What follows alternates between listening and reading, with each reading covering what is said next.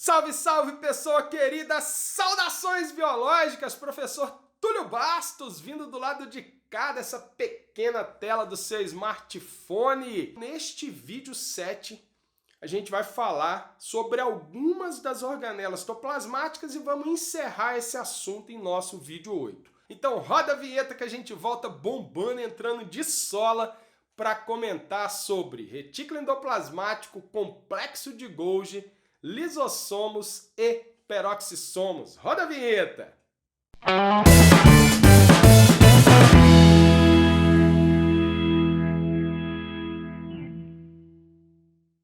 Começando, vamos atacar o complexo de Golgi, aparelho de Golgi, complexo golgiense, que inclusive é a organela que desempenha o maior número de funções, o maior número de papéis biológicos na célula. Estruturalmente, o complexo de Golgi é um conjunto de sáculos membranosos achatados e sobrepostos. Olha ele aqui, ó. Então, um monte de saco de membrana lipoproteica formando sáculos. Sáculos, o que são sáculos? São sacos microscópicos. A palavra sáculo, bem como túbulo, retículo, isso tudo são diminutivos eruditos, então é algo muito pequeno. Um saco muito pequeno seria um sáculo. Então o complexo de Golgi, o aparelho golgiense, ele tem vários sacos pequenos, microscópicos de membrana, achatados, sobrepostos. E quais as funções do complexo de Golgi? Armazenamento de substância, empacotamento, secreção de substâncias, síntese de polissacarídeos. Às vezes o complexo de Golgi também pode estar associado à síntese de lipídios. Ele também está associado à formação de uma estrutura na cabecinha do espermatozoide, que é o acrossoma do espermatozoide. Está envolvido na formação de peroxissomos e lisossomos primários e também durante a divisão celular da célula vegetal, ele é responsável pela formação da lamela média, lá na telófase da mitose da célula vegetal, como a gente vai falar nos próximos vídeos, onde abordaremos o ciclo celular e os processos de mitose e meiose. Então, o complexo de Golgi, repetindo para ficar bem mentalizado aí, o complexo de Golgi ele é um conjunto de sáculos membranosos achatados e sobrepostos, está presente em célula animal e em célula vegetal, e essa organela é uma das que desempenha o maior número de papéis biológicos na célula. Ela faz armazenamento, empacotamento, secreção de substâncias, então ela libera grânulos de secreção para exportação de substâncias para fora da célula, faz síntese de glicídios, às vezes faz síntese de lipídios também, está envolvido na formação de lisossomos e peroxissomos, na formação do acrossoma do espermatozoide e na divisão da célula vegetal em razão da formação da lamela média. Agora vamos para o retículo endoplasmático. Como eu comentei, assim como o sáculo, retículo também é um diminutivo erudito. E é o diminutivo erudito de rede. Retículo é uma rede microscópica de canais que se estende por todo o citoplasma e faz ligação com a maioria das estruturas celulares. Como toda rede, imagina comigo, rede de computadores, rede telefônica, rede de TV, rede de água, rede de esgoto, a rede sempre está envolvida com o transporte de alguma coisa.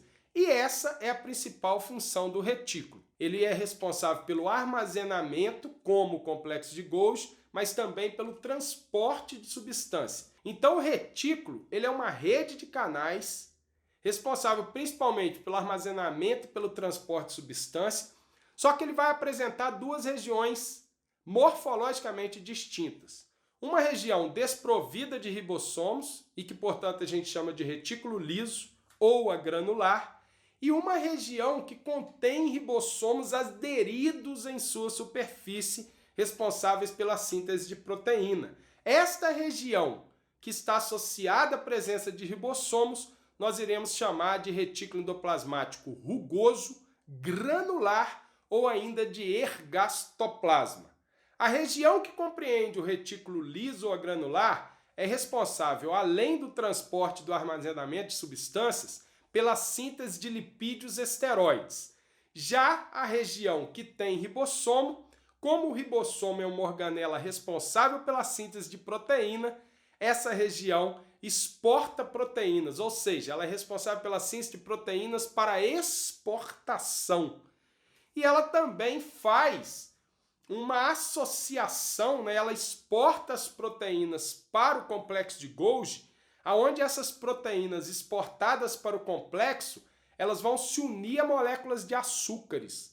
Isso a gente chama de glicosilação proteica ou modificação pós-traducional. Essa modificação pós-traducional também é um papel muito importante do complexo de Golgi e que demonstra uma relação entre o complexo de Golgi e o retículo endoplasmático na formação de grânulos de secreção. Então, o retículo endoplasmático ele é responsável pelo transporte de substância, bem como pelo seu armazenamento. O retículo liso ainda faz síntese de lipídios esteroides e o retículo rugoso, síntese de proteína para exportação. Para encerrar a discussão sobre o retículo, se liga num detalhe a respeito do retículo agranular, do retículo liso. Ele também é responsável pela desintoxicação celular. Ele faz a eliminação de excretas da célula. Ele está relacionado à desintoxicação. Isso é interessante porque o experimento que levou à elucidação desse papel biológico do retículo foi um experimento feito com camundongos de laboratório, onde eles acrescentaram no lote teste algumas gotas de aguardente de cana, de cachaça, na ração dos ratinhos. E depois de um tempo, os ratinhos que foram alimentados com essa ração suplementada por aguardente de cana, eles tiveram um aumento anormal na quantidade de retículo endoplasmático liso, e isto levou os pesquisadores a elucidarem esse papel. Portanto, a partir desse experimento, os pesquisadores descobriram que o retículo liso também está relacionado à desintoxicação celular. Outra organela que também está relacionada a este mesmo papel seria o peroxissomo. O peroxissomo ele é uma organela que, como o próprio nome diz, peroxissomo, ele está relacionado ao peróxido de hidrogênio. Quem é o peróxido de hidrogênio? É a famosa água oxigenada, a famosa H2O2. Por ela ser um subproduto muito frequente liberado nas reações metabólicas intracelulares e principalmente por ela ser tóxica, corrosiva e mutagênica, toda vez que ela é liberada, ela precisa ser rapidamente destruída, degradada bioquimicamente. E quem faz isso é o peroxissomo. O peroxissomo ele é formado por uma associação entre o retículo endoplasmático rugoso e o complexo de Golgi, e ele contém enzimas genericamente chamadas de peroxidase.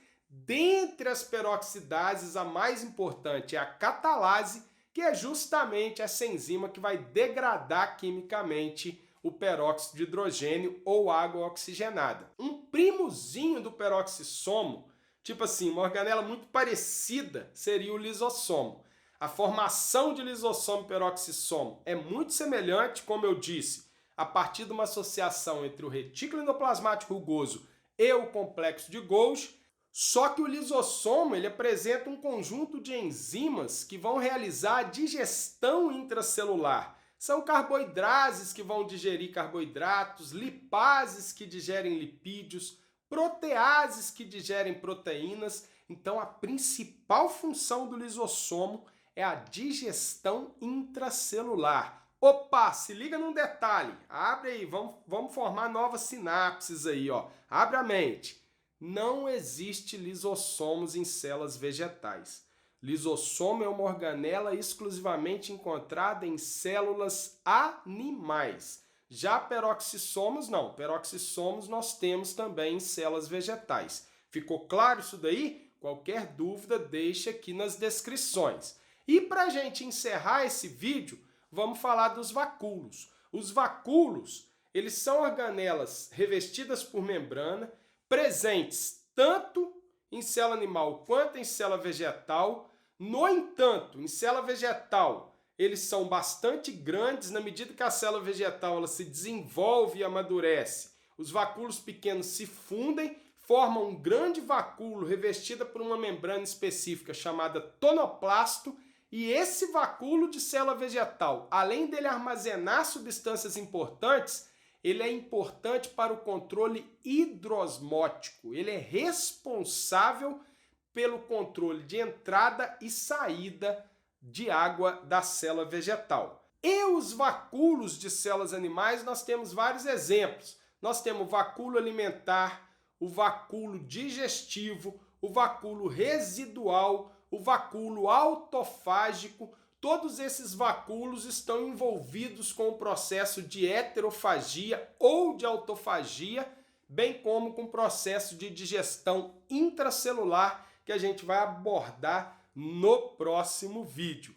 Eu espero que você tenha gostado do nosso vídeo e que ele te ajude demais a elucidar essas questões sobre a citologia, especialmente nesse vídeo sobre o citoplasma celular. Se inscreve no nosso canal caso você ainda não tenha se inscrito. Deixe o seu like aí, deixe o seu joinha, ele é muito importante para ajudar o nosso canal a crescer, e também clique no sininho para receber as notificações dos novos vídeos e outros conteúdos do nosso canal. Eu desejo para você um excelente estudo, um aprendizado maravilhoso, um grande abraço, valeu!